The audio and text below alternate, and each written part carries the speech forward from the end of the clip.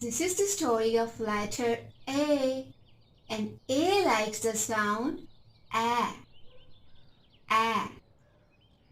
Once letter A was sitting under an apple tree. It saw an ant who was eating an apple. A, ant. A, apple. Suddenly, an alligator came over there and asked for the apple. A, alligator.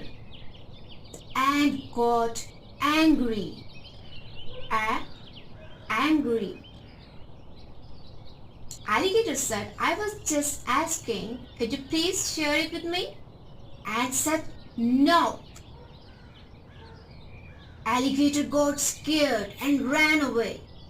Letter A, who was sitting under the apple tree, started laughing. An alligator got scared from an ant? That's so silly. So, it was the story of letter A. Hope you enjoy.